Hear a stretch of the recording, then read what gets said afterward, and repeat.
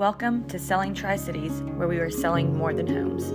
This project was created to share our love and passion for this beautiful part of the country that we are lucky enough to call home. We want to showcase the small businesses, the entrepreneurs, and the beauty that makes the Appalachian Highlands one of the most desirable markets in the nation. But most importantly, we want to introduce you to the people that make this area such a wonderful place to live. So join us as we sell you on our love for the Tri-Cities.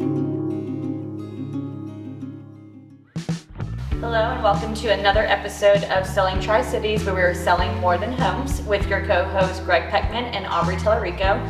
Today we're doing something a little bit different. We are kind of doing a Q&A. We had a lot of people ask us some questions about the lending side and just about the real estate side.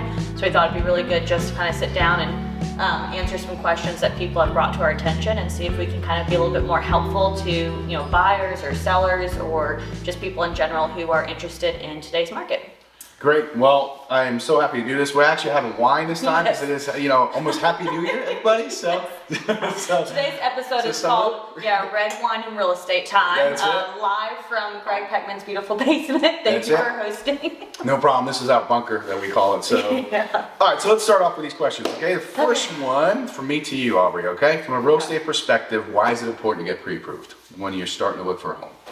So there's obviously, I think, a lot of reasons. It's obviously important for realtors, but so important for buyers, obviously, and for sellers. When they're looking at offers, they're going to want to know that their buyer's been pre-approved at that offer. But really, I think that buyers don't really understand where they're going to feel the most comfortable. They'll start just looking at different price ranges and think that they can afford this much when we really need to back it down a little bit, or maybe their actual monthly payment, they feel much comfortable with a higher amount and they just are unaware of that. But also I think there's a lot of different things as far as like debts they might not be aware of. There's just a lot of things I think good lenders will uncover and discuss with the buyer prior to looking at homes and prior to a contract, where that buyer feels super confident and super comfortable with the house price that they're looking at, and just the offer, the type of offer and type of loan they want to go with. Yeah, I mean, we've talked about this before. I mean, it's so important to find out what your payment range is first, right? Because not that you get attached to a house, that I want this house, all of a sudden it's $500 or $1,000 more than what you can afford or feel comfortable with. Yeah. So it's just so important to really get that done on the front end before you even start looking at houses. And then once that's done thoroughly, then you can start looking for homes and go from there. And you'll even get on people and say, oh, well, this estimate payment says it's X, Y, and Z. Don't get me started. Yeah, we're not talking about Zillow. We're going to drink to Zillow. How about every time I say Zillow, we have to drink? Yeah, or Credit Karma. So Zillow is your Credit Karma. It's my Credit Karma to your Zillow. So, but too, I think it's really important. Good lenders will say, what is your monthly payment? What do you want your monthly payment? Where do you feel comfortable? And then from there, like interest rates go up and down. Whether your down payment impacts that, your credit score impacts that. So figuring out what your monthly payment feels comfortable with, and then you guys can say, all right, based off of all this information, this is where you should be looking. Absolutely. I mean, that way you could back into the house range, house price range. So absolutely. What are some things that buyers can do to build up their credit to work towards that pre-approval? Okay, so let's talk about a couple of things. Somebody's got zero credit, right? So if you got zero credit, I would definitely try to get 2 small credit cards and just start paying it, putting stuff on there, paying it off, and doing that over a certain period of time. Now, we can still qualify you with no credit. It's just a matter of alternative credit is needed, and basically, but it makes a lot of things. It makes it a lot easier. It helps your interest rates if you start building that credit over time. So, for an example, you get like a Capital One card and you put your gas on there. Pay that every single month. Pay that down. Pay that off. Do not go over 25% or so of your credit balance and keep that for 1, 2, 3, 4 months. That starts dinging your score actually. So if you can keep it below the 25% level and just pay it off every month, you can start building up that score. So if you're a young person looking to start planting that seed and start going down that road, you definitely want to start doing that. Get a credit card and only put gas on it and set it to auto pay in full every month. Yes, auto pay in full. I mean, that's just one example. You could do utility bills, exactly, utility bills, anything else, and just start building that history on going forward from there. So awesome, I like it. What are some other things? Anything else you can think of? Maybe somebody has a really high debt to income ratio and they need to get to where they feel comfortable and where they can get pre-approved. What are some things to improve their score? Well, the first thing is that a lot of people think it's their balance is what makes up the DTI, debt to income ratio. It's really not. It's your payment. So So if someone's got a high debt to income ratio, meaning high payments and so forth, you can look at doing some consolidation, possibly paying some of those things down. There's a lot of times where we look at somebody when they want to put some, let's say 10, 20% down, and we say, hey, listen, instead of putting that much money down, let's put down only 10% instead of 20%, and let's pay off these other credit cards to get you qualified. Okay. Okay? And the debt to income ratio, how that's figured is just your debts per month divided by your income, okay? And that figures out, including your house payment, by the way. So you get your debts and house payment divided by your income, that figures out your debt to income ratio. So how do like student loans maybe play into that? 'Cause I know it can be a little bit different. They look at student loans sometimes a little bit differently, not an average debt. Yeah, I mean, so each program is different in how they look at it. But basically, if you have student loans, let's say you have zero payment on there.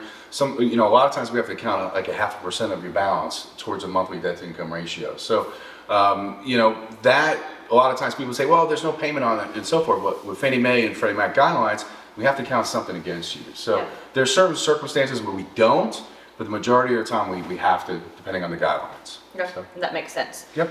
So what are some different loan types though? So we talked about, different, look, Fannie, Freddie, VA, all that they will look at their qualifications a little bit different. So what are the different types of loans and maybe their down payment requirements for people who are starting to look? Sure. I mean, you have 100% financing, zero down for VA and for USDA. On those two products, you don't have to put any money down. With FHA, you could do 3.5% down. With conventional, this is a big thing a lot of people don't know. You can do 3% down conventional. People always think you have to do 20% down. That's not the case. So a lot of times if somebody, first-time home buyers, are looking at 3.5% down with FHA or 3% down conventional, a lot of people don't show them the 3% down because they don't know about it, know? And it makes a lot more sense. Even though the rate sometimes is higher in that scenario going conventional, the payment is a lot less because with FHA, you have two types of mortgage insurance. There's a monthly and then you have the upfront mortgage insurance premium. Yep. I think I covered everything. VA, USDA, conventional, you can do 3% down. So I think that covers pretty much it. With USDA, you obviously want to get with your realtor and lender if you're looking in a specific area because it's going to fall into a certain area that will qualify for USDA. Yep. So there's some certain things inside there, but I do have a lot of buyers who are like, so I have to put 20% down if I want to go conventional. I want to make sure my offer is really strong. Yeah. Or I want to go to a big bank that offers, first-time home buyers, and they don't understand that there are a lot of other good options. So something else I wanted to bring up, as far as the credit before, a lot of times we were joking about Zillow and Credit Karma, right? Credit Karma, a lot of times is way off from what the mortgage companies are looking for. I would highly recommend go to myfico.com if you're interested. Take a look at your score. It's going to cost roughly about $40 per month, but you can cancel as soon as you get a copy of your credit report. That's going to be what mortgage companies are going to look for. And Credit Karma is usually way, off. The credit score is way higher than what it should be. And so forth. So just be mindful of that. Just like Zillow is kind of off when it comes to values, same thing with Credit Karma on that part. Let me ask you something. Awesome. Okay, so now that they're pre-approved, okay, what does the process look like to get them in contract? So now that they've been pre-approved and you've got a solid lender who's communicated everything to you, you feel comfortable with what your payment's going to be, you know exactly what your loan type is going to be that's best for you.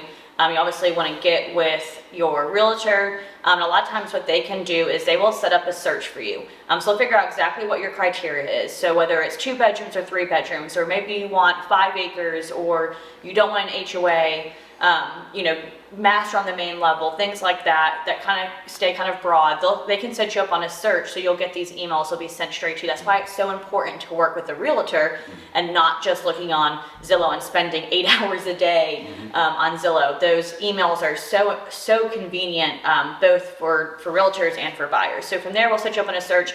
Once you find something, obviously, it's going and looking at it, looking at homes thoroughly when you're going through the process, having a good realtor who is knowledgeable about, your water leaks, your HVAC, and, how old your roof might be, and being able to ask those questions. Once you find the right home, at that point, you'll want your realtor to work with your lender, let them know you found a good home, you want to submit an offer, make sure you have all the details. That's why it's so important to work with that local lender. Find a lender that is really big on communication, because you want your realtor and your lender to be on the same page when you're submitting an offer, because there's a lot of information. And as a buyer, you can get a little bit overwhelmed, can be confused on some of the terms. And so when that buyer can just pick up the phone, when that realtor can pick up the phone and call your lender and say, hey, you know, Susie wants to submit an offer. You know, what are the terms that you guys decided on? She feel like we're good in this price range, we're good with this down payment. Then we can go ahead and submit an offer, and a good realtor will make sure they can find little ways to really make sure that your offer is strong. Obviously working with a really good lender, you know, like Gregg, they can even put in a phone call to the listing agent and saying, hey, my buyer, I mean, it's so true. You know, but, you know, my buyer's been pre-approved, not just pre-qualified. They've been pre-approved. They're basically, you know, been through like a pre-underwriting, and they're solid. We've got everything. Quick question, that's not on the sheet here, but basically, you know, when somebody puts in an offer, this question came up a couple of weeks ago actually, when they put an offer on a contract, why do they have to put, you know, some money down on a contract, earnest money deposit? What's the reason for that?